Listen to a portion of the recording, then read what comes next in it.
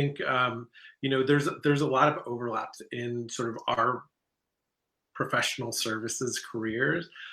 Main one being that whether you're working in a large organization or in your own private firm, there is a lot of stress and there's a lot of burnout. And I have had the chance to meet a number of lawyers, financial professionals, healthcare professionals who are really kind of the face of I think what we call the current mental health epidemic that we're experiencing as the country. That was really one of the things that kind of spurred me to start Aware Health, because we wanted to find a way to use technology to really make an impact for the people that we depend on to really do the important work in our lives. And we really saw an opening for lawyers where they weren't really getting the help that they were needing, either because they didn't feel like they had time, they didn't feel like they could like put their career, their profession on the line by admitting like maybe I have some anxiety issues or maybe I have depression, or even like a substance use disorder. This is a way to get in and sort of begin that conversation. So anytime that I think about doing that, the thing that I get most excited about is that potential to be that first conversation that somebody has around their mental health. Love it. All right. So I want to talk about our last episode, and then we'll dive into talking more with Wilfred Krenn about how you can't pour from an empty cup, how to focus on your mental health to grow your firm. But our last episode, this aired last Thursday. We had a very special guest, one of our Legalese' own Thane Brown. Thane talked to us about the CRM do's and don'ts. So for any firm who's not sure how to get the max results of their CRM, or even what it is or what it stands for or what it means or what you need, you have to check out that episode. But don't go there now. Wait for us to finish talking with Wilfred, because obviously mental health is a unfortunate epidemic that the legal industry suffers from. So when we're talking about mental health, I guess let's start here. What are we talking about? What does that mean? What does that include? That's a great question, and hopefully we can compete here with the CRMs in terms of interest. I think mental health is kind of a misunderstood term. I think when most of us think about mental health, we're thinking about diagnoses like depression, like anxiety, like post-traumatic stress disorder or addiction. But I think really mental health, we need to be thinking about mental health in the same way that we think about our physical health. Like when we think about taking care of our physical health, we don't immediately jump to, well, I mean, I don't have cancer, so I Right. really don't need to like work out or eat healthy or anything like that. Or I don't have a specific diagnosis. We have a recognition that like our physical health is pretty important. We need to be taking care of it. And it's something where, again, there are going to be times throughout our lives where we're going through something, when we're experiencing some kind of shift in our mood, in our stress levels. And that's all included when we think and talk about mental health. We're not just talking about specific diagnoses. There's a, a, a statistic that we use a lot of times, that only about 10 to 20% of people are ever going to access traditional mental health care. And unfortunately, that's really all that we have available. Currently, we have our meditation apps like Calm and Headspace and things like that, and that's about as close as we get. There, if I asked you like, hey, you're kind of going through something, where would you turn to start to like get some help around that? And I think typically the answer is like, I don't know. Like I could talk to people, I could talk to my family, I could talk to my friends. But just like you mentioned, for a lot of time, for a lot of people, especially in a role like the legal field, we have the feeling that most people don't really understand like what we do all day and how much of an impact it has on us.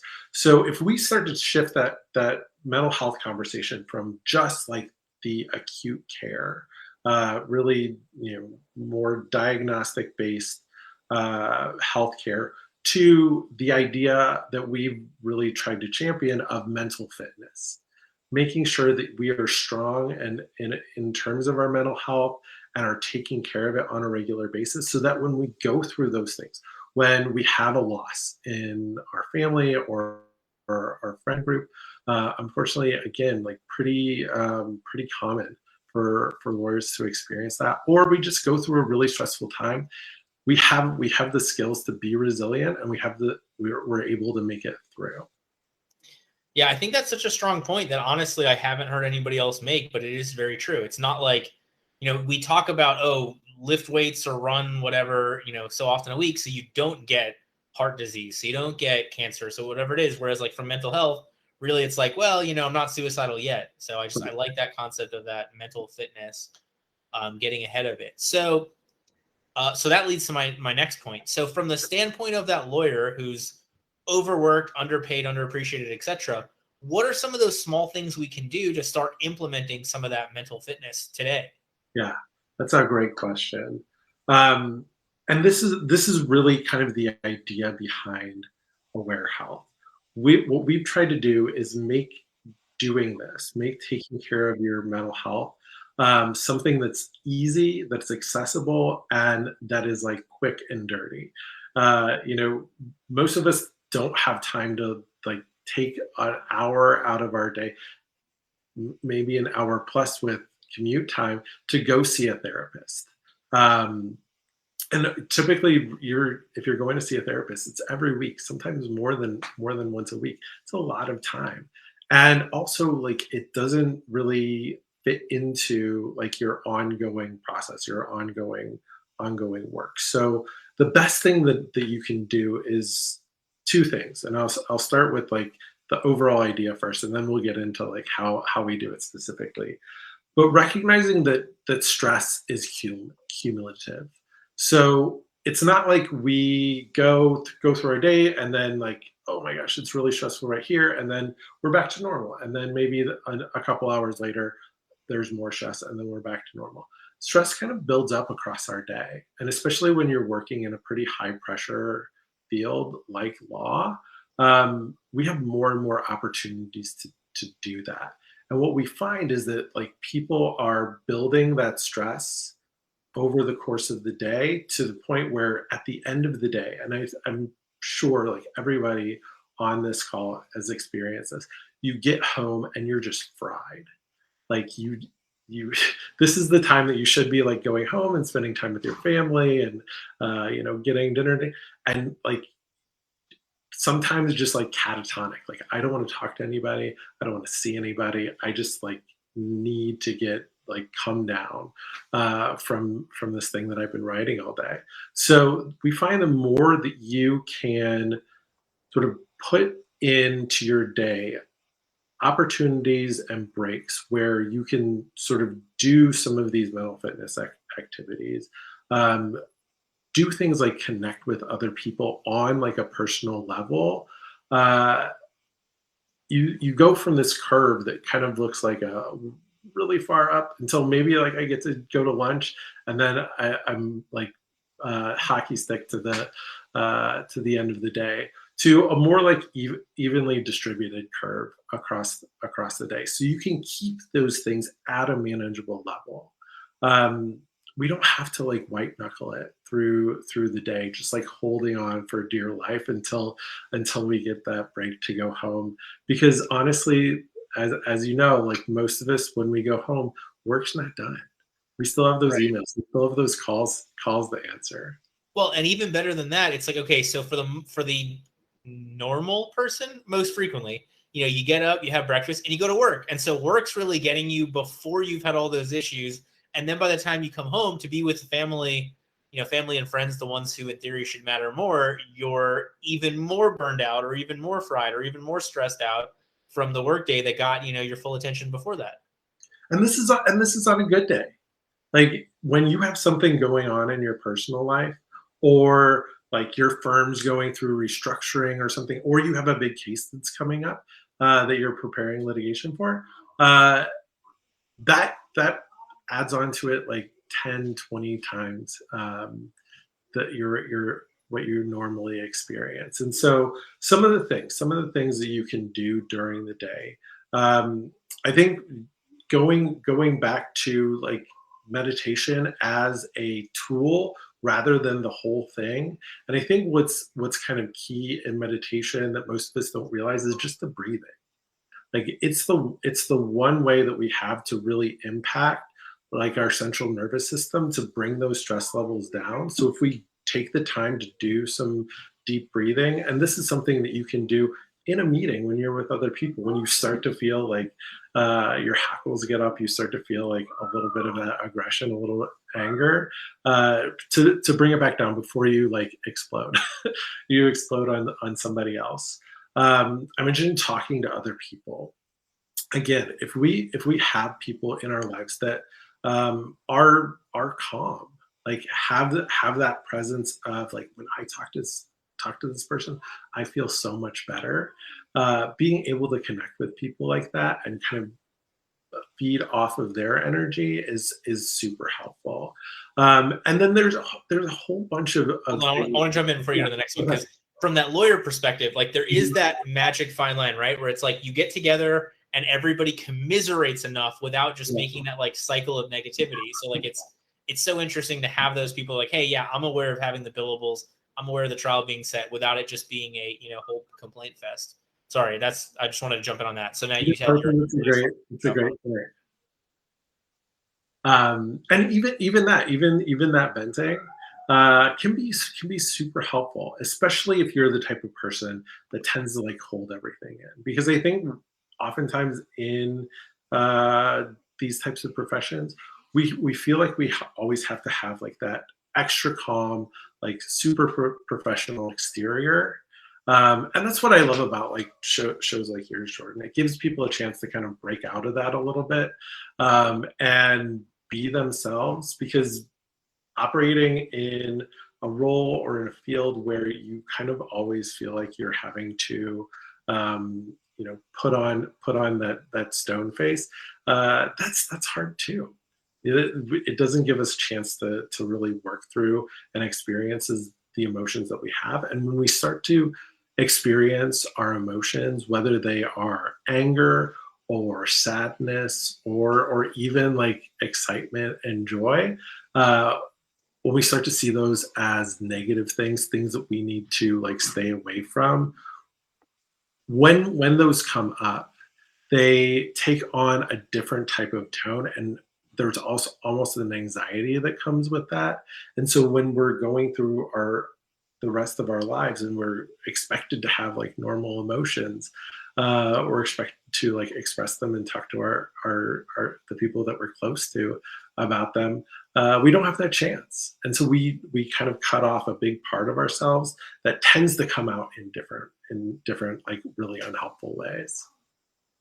Makes total sense. So I know you talked about the meditation and whatnot, but like, are there ways we can focus on knowing when we're reaching our limit, when we're getting, I mean, like, how does that work? Yeah, there's a couple different things. And one thing that I find really helpful is as you're going through your day, if you have your to-do list or your calendar, start to mark down those times, specific times where you start to notice like, oh my gosh, I'm getting like pretty stressed out, or I'm feeling like super anxious. Because if you do that for even just a week, and then you take a look back at that week, you're going to notice there's a lot of patterns that you're going to start to find. Either it's all the client meetings. Exactly. Either it's the time of day or the specific people that are around those times. And then by doing that, you can start to build in like, when are those times that I do need to take a break? When are those times that I need to like get up and move around to kind of work out some of that energy? So when I go back into that client meeting, like I can feel prepared, I can feel calm, I can feel ready to go. Makes perfect sense. I love it. All right. So, as we get into addressing these things, obviously, I think we're going to see the positive impact of this. But like, walk me through some of the, like, do you make worse decisions when you're in a bad mood? Do you? Yes. Okay. Yeah, I guess that's the answer. Yes. So, and this is super interesting when it comes to like the neuroscience associated with it. And I was lucky enough to start my early career like working in neuroscience and neurodevelopment in kids who experience like pretty severe trauma. And what's fascinating is there's a lot of that that's generalizable. There's a lot that we can learn from like those extreme cases, those edge cases that can give us a lot of benefit in our normal lives. And so what this does when you are stressed, and especially when you're stressed over a long period of time, what that creates is, and I think we've all heard of like the fight or flight thing, that like when you're feeling threatened, your body reacts and your brain reacts in different ways. But in fields like law where you're really required to use like your higher level thinking, to use your executive functioning, your decision making, be able to like recall memories when of like former cases, precedents, etc. When you were experiencing stress, and this especially like pretty extreme stress, your all of that energy, it's kind of, here's a really good example. Like when you are, it's going to be getting like pretty cold here in just a couple months. When you're going out in the cold, like all the blood in your body starts to like move towards the center to protect those vital organs. The same thing happens in our brains, and especially happens when you're stressed. Our brains get like targeted to survival. And so all of the things that we don't really need for that, which is like being able to remember former cases. What did I learn in law school about this? Who's that person that led this case that's related to mine? How do I problem solve? All those things start to get like diminished because all of that energy, all of that actual blood flow is going to the most vital kind of centers in our brain, which is like movement and making sure that our reaction times are still good. So it's actually true. We don't think as well under stress than we would if we were calm. And I think for a lot of people, this might actually sound a little counterintuitive because we start to teach ourselves that like our stress and our anxiety is what drives us. It's what keeps us going. And so it's almost like if I am not stressed about something, something must be wrong. Like I must be missing something or I must be not be doing something right. Because what I've experienced so far is like every single time that I've done well or I've succeeded, it's been because I've been like totally nose to the grindstone on it. And I've been like so anxious that like it kind of made me think about all the things that could go wrong, and then how can I problem solve with that. And here's the thing, like those things don't go away when you manage your stress. Those things don't go away when you start to take care of yourself. What happens is like you can do that, and you can do that even better and actually feel good about it. Because most of the time when we go through that process of like, I'm going to sort of force myself into being productive, I'm going to force myself into being able to succeed, you have that hangover. You have that stress hangover after the meeting's over or after the trial's over, where like, okay, yeah, I did a great job on that, but I feel exhausted and it lasts for days. Well, and so much like that's the law school cram session for finals or the bar studying. But the difference between that and normal life, work life, is like it's over. And then you get a break. Like you literally have winter break. You literally have spring break. You literally have summer break. Like there's literally that time. I'm sure if you had that super long trial and then your office gave you 2 weeks off afterwards, you'd feel a lot better and have that time to recharge. But when it's like, all right, well, now I finished this week. Now I have to cram for next week. Now I have to cram for the week after that. I mean, that's when you really get stuck in the rut. Yeah.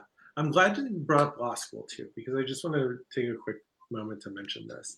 Law schools are like, for us at Aware Health, are like one of our favorite places to connect with and connect with students, because we really do believe that, especially in like younger generations, not saying that Jordan, you and I are old, but we're old.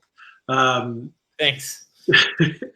Younger generations are really driving this change in understanding, change in perspective on mental health.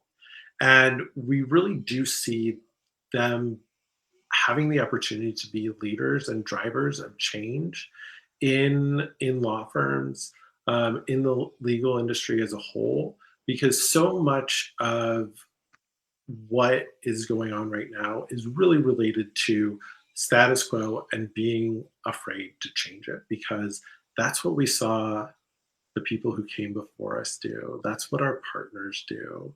And we see how successful they are. We tend to forget the failures. We tend to forget the people who had to kind of drop out or get fired because of the DUI, or because of the mental breakdown, or the divorces, and all of those things that are seen as kind of like an unfortunate side effect of having a career in law. If we can have and give like the support and the tools to like these younger generations, as they're moving into their career, I really do think that like they have a real opportunity to change things for all of us. Well, and you can take this as liberating or as terrifying. To me, it's liberating. Everybody has some part of their life that they are struggling with, that they're missing out. Like, nobody is perfect. You see that person who's got the great practice, and you don't realize they're having trouble at home. You see this person that's got a great family life, you don't realize they're struggling with a cancer diagnosis, whatever it is. Like, everybody has something messed up in their life. And I think the more that you sort of embrace that from the sense of like being able to let go of trying to be perfect, I think the easier it is to be happy. Absolutely, absolutely.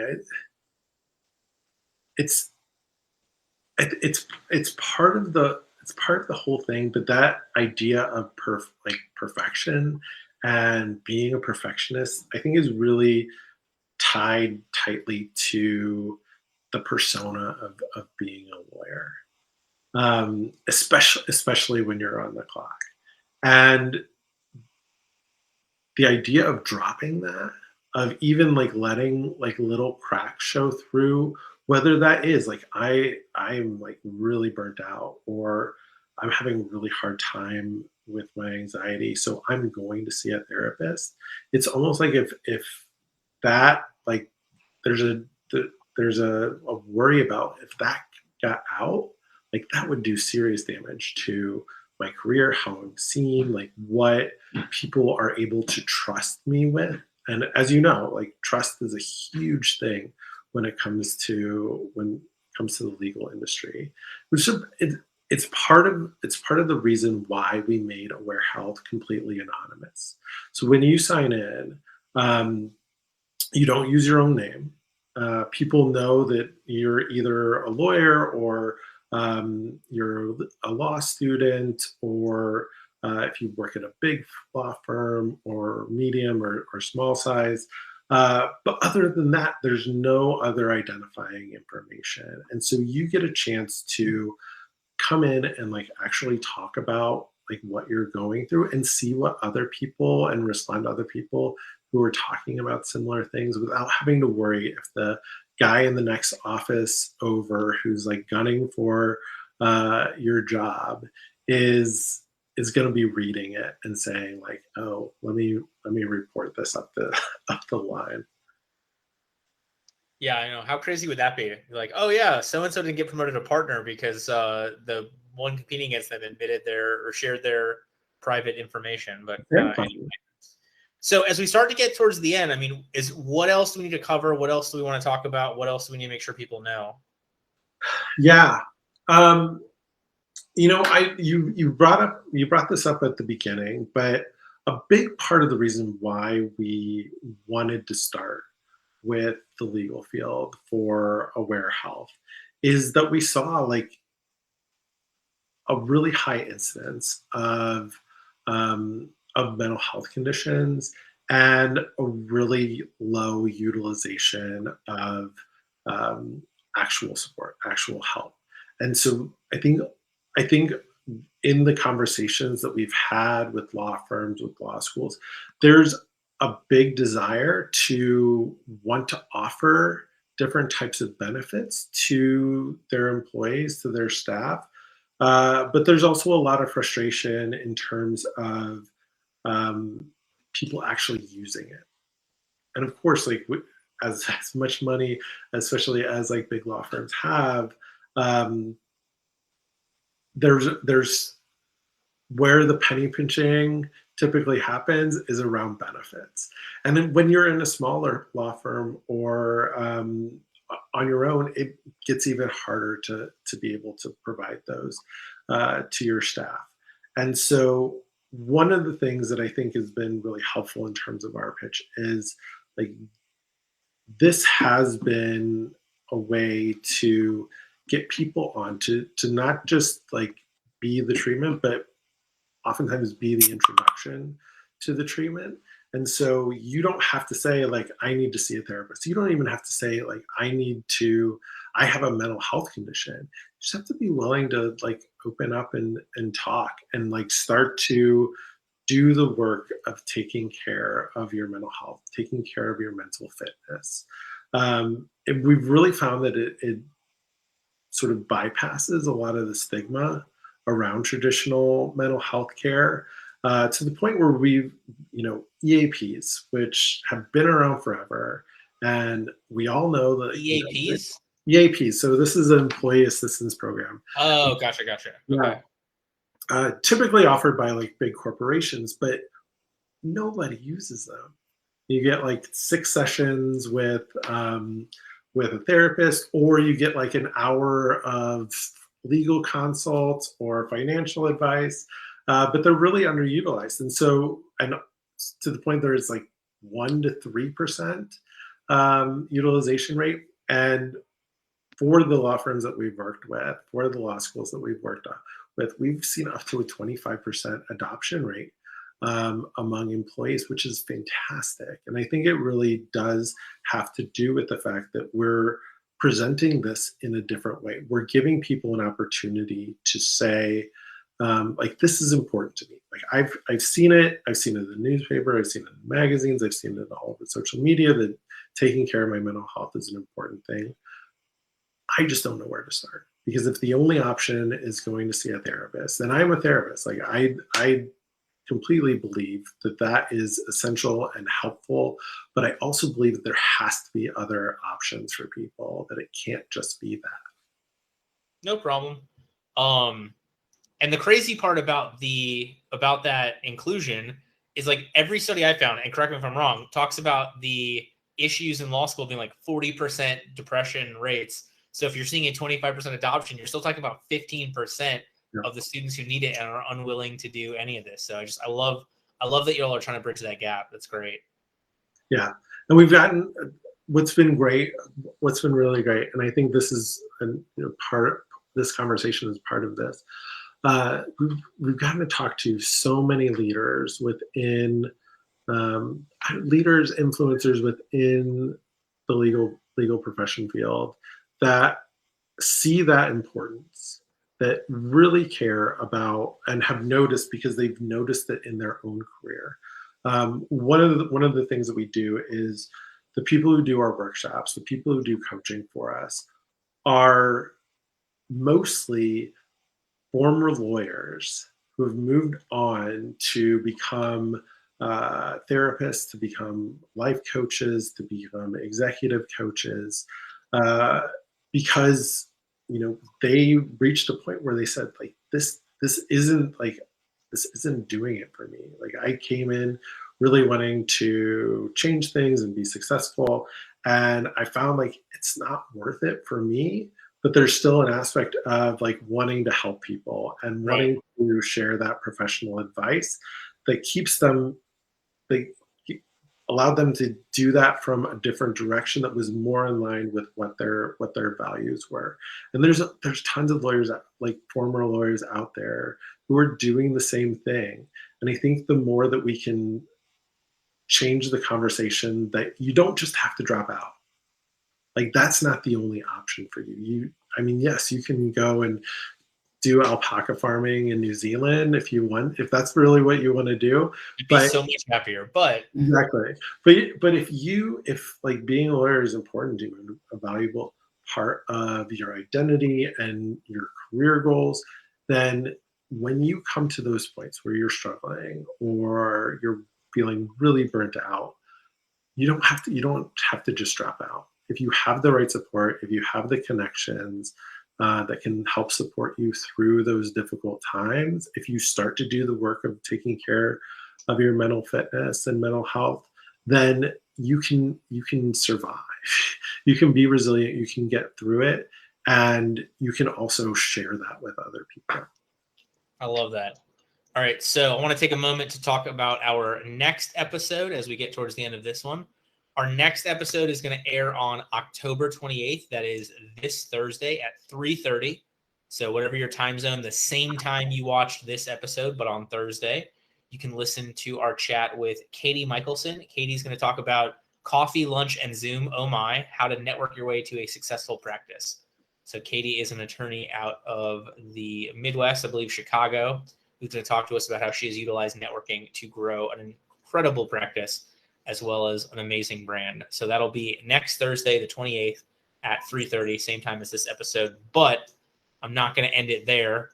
Wilfred, normally I'd ask for your final takeaway. Before we do that, I want to just reiterate. So getawarehealth.hubspotpagebuilder.com/DC bar newsletter. That's going to give people free access to the platform until March of next year. That's it.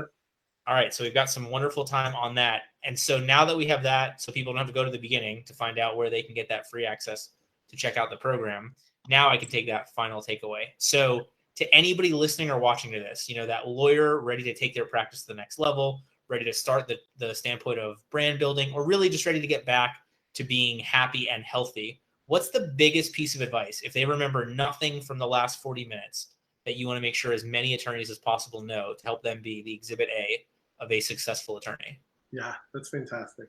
So I think this is it. And I think it's going to be really simple.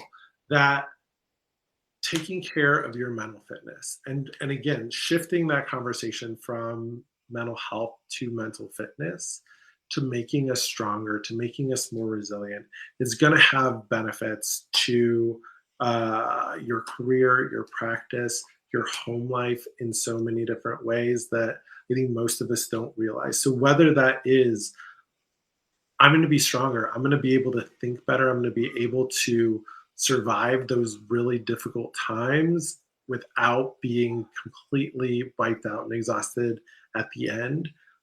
Or I have a chance, if I am more of like a brand or influencer type of person, to shift the conversation, and that we've actually seen engagement in that kind of shift in talking about mental health really grow people to like be thought leaders in the industry. And I think this might be the biggest thing. Don't go home to your family, don't go home to your friends, to your partner, like completely exhausted. You don't have to. Like, you can, sure, there's going to be difficult and stressful days, but they don't have to all be like that. And once you start doing this, once you start building up those reserves and building up those emotional muscles to be able to manage and deal with your stress, you're gonna see so much of an impact. Love it. Awesome. So simple, not easy. Simple, Right. not easy. Love it. All right. So thank you to everybody who listened to this. For those of you who are in our Solutions for Lawyers by Lawyers group, it's our free Facebook group. We have a happy hour coming up, an upcoming Thursday. So this Thursday, you don't have to bring alcohol. That does not have to be your outlet for happiness, but it is a good opportunity to chat We'll have some of our previous guests on. We'll have some of our members on, and we can get together on Thursday. I want to say it's 5 o'clock Eastern, 6 o'clock Eastern. You know what? I should probably know this. I think it's 5 o'clock Eastern. We're getting together on Thursday. You have to be in the Solutions for Lawyers by Lawyers Facebook group, totally free. So if you're not there, go ahead and join. They've got the stuff pinned at the top. And maybe Wilfred will join us on Thursday. Yeah, that sounds good. Wonderful. All right. Thank you so much for joining us. Thank you, Jordan. Have a great day. Bye, everyone.